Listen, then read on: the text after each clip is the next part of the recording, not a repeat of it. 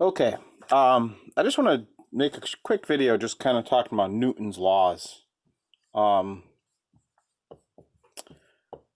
just to get this put down on a video on record. Um, the first law, right, is the idea that an object will stay with a constant velocity, v constant, if no what we would call net force. All right. And it'll either stay moving, for instance, the old ball rolling in class, right? So the ball was rolling, had a nice constant velocity once it got rolling. It doesn't need some force propelling it. There's no magic force of motion propelling it forward. It keeps moving at a constant velocity forward because there's no unbalanced outside forces acting on it. That doesn't mean that there's no forces acting on it. In fact, as it's rolling, right? As it's rolling forward, and we got to be a little bit careful here because, I can draw a velocity vector on here, right? That's showing its speed. But then if I want to draw force vectors, how do I differentiate which is which? Some people draw them differently. Some people actually, when trying to represent both, you know, differently, So this would be the force of the ground on the ball. This would be the force of the earth pulling it down. So the ball's moving forward, right? Or you draw the velocity vector separately, only make the arrows one. So the ball's rolling forward, right? It's moving that way, and it has two forces acting on it, right? Force of the ground on ball and force of the earth on ball pulling it down. And they're balanced, yet it's moving at a constant speed. So it has forces, they're balanced, it moves at a constant speed. Now, something will stay at rest, the other part of this, v equals 0, as long as all the forces acting on it are balanced as well. So something only changes motion if it starts having an outside force acting on it. Some new force appears and starts to change its motion. All right, and change in motion is acceleration. So force and acceleration go hand in hand, and that's actually Newton's second law, which we'll talk about here in a second. So first law, velocity is constant as long as there's no outside forces acting on the object. The way this is usually said is an object will stay in motion, an object will stay at rest unless acted on by an outside force. All right, so that's the idea. An object will stay moving at a constant velocity if the forces are balanced, or it'll stay at rest if the forces are balanced. And the force and the acceleration, the overall force acting on it and the acceleration are proportional to each other somehow. That's the second law. So the second law says, it's basically just an equation that we're going to derive a little later on, but the second law says that the acceleration of an object is equal to the force acting on the object divided by the object's mass. Now, we haven't talked about mass force. We're not going to get too far ahead. So this is the total force, or what we call the net force, F net. And this is like if you pulled on it with 10 units of force one way, but something resisted it with 8 units of force the other way, the net force would be 2 units to the right, right? So it's the total force acting on an object. So that just tells us, and again, if this is 0, right, the acceleration equals 0. If there's no total force, if all the forces are balanced, the acceleration of the object ends up being 0, which means it stays at rest and it stays at constant velocity motion. Okay, so the first and second law are very kind of intertwined. You really could just have the second law and not even have the first law, because if there's no net force, there is no acceleration. If there's no acceleration, then velocity is constant.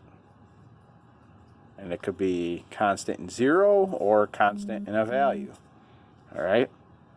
Now, the third law is the hardest law to kind of grasp. All right? And it's one of the ones that is most often quoted and used in popular culture. And that's the old, for every action, there is an equal and opposite reaction. This is often used as like this kind of new age Zen hippie stuff, right? For every action, there's an equal and opposite reaction. And people try to sound smart saying that. But what it really means is for every force, place action with force. You gotta spell it right, Aaron. For every force, there's an equal and opposite force. Every force is an equal and opposite force. All right. So people always say, oh yeah, right? Yeah, the earth pulls on the ball and the ground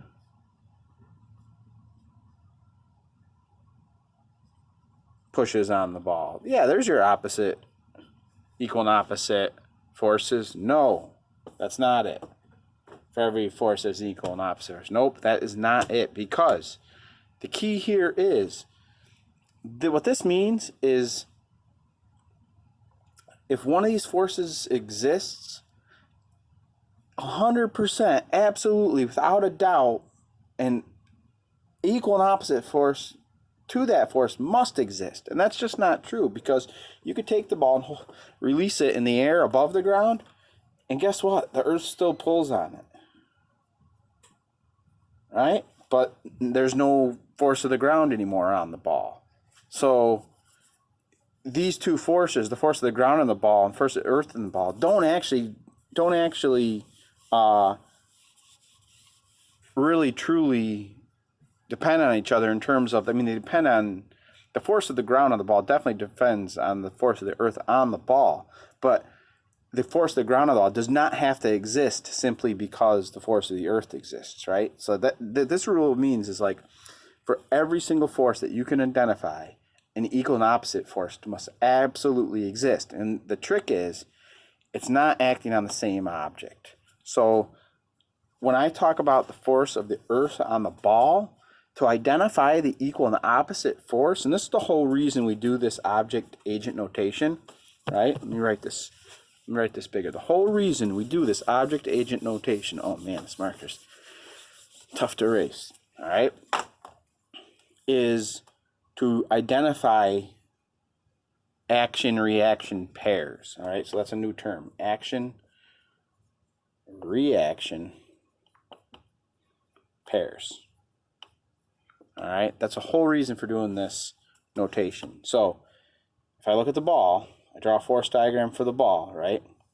I have the force of the ground on ball, and I have the force of the earth on ball.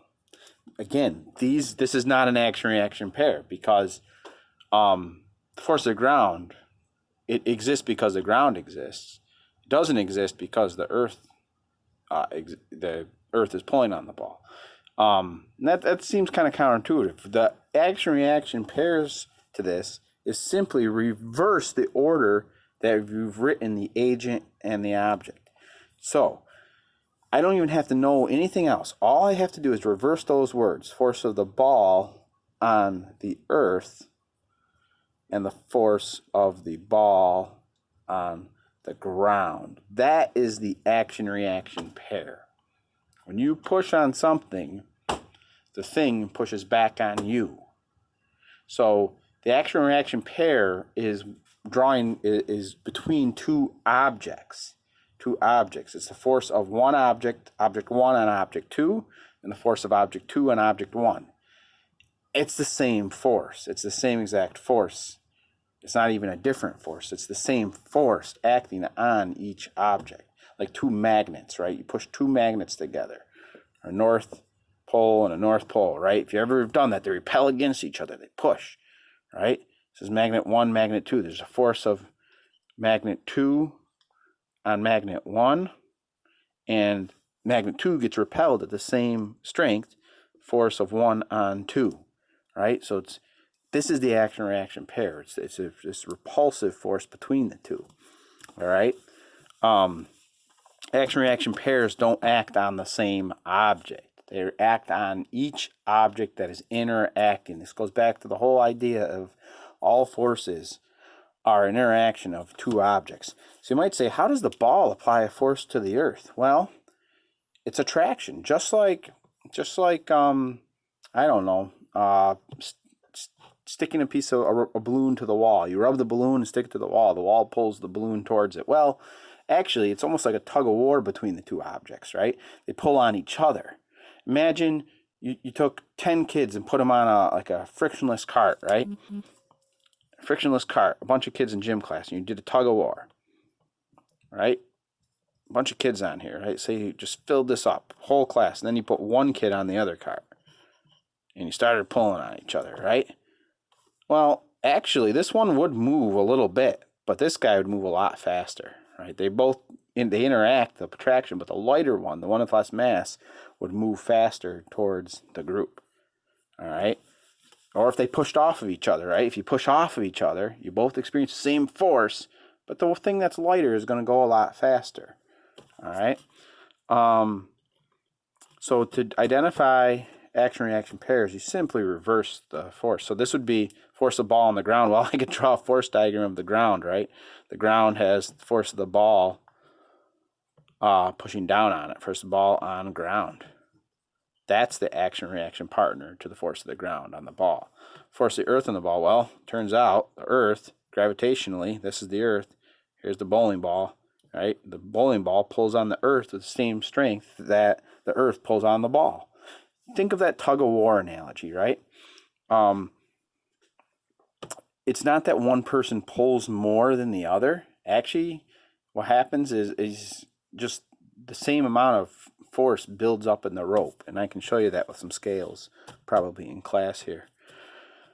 So this is pretty cool. There's a classic thing about like a bug hitting a windshield, right? So like say this is a bus, right? A school bus or something, right?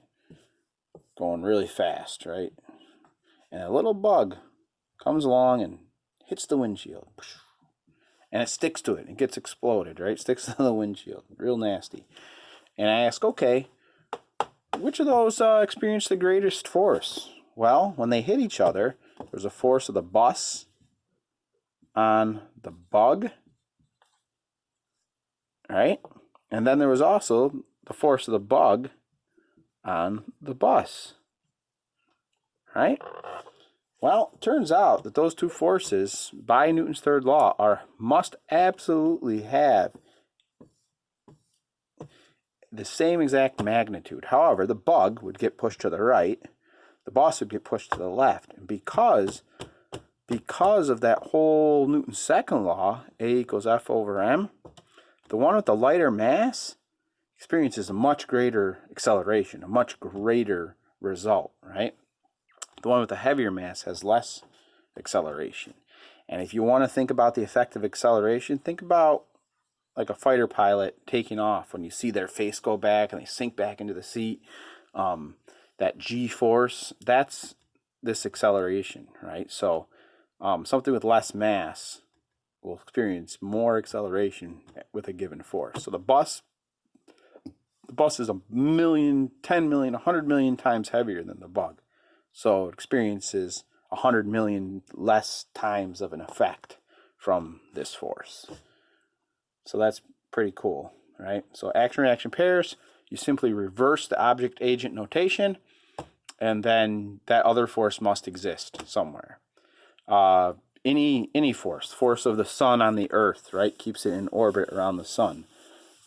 Turns out the earth also pulls on the sun. In fact, sun apparently wobbles a little bit in its position from mostly from Jupiter pulling on it. So the sun and the earth pull on each other. They both experience this force. Keeps the earth in orbit around the sun. Moon as well. Moon is in orbit around the earth. They attract gravitationally. Earth pulls on the moon. Moon pulls on the earth. They pull on each other with the same exact strength. All right. So that's all I wanted to just kind of go over Newton's second laws. We'll talk more about this as we progress and kind of build up our knowledge on it. All right. Talk to you later.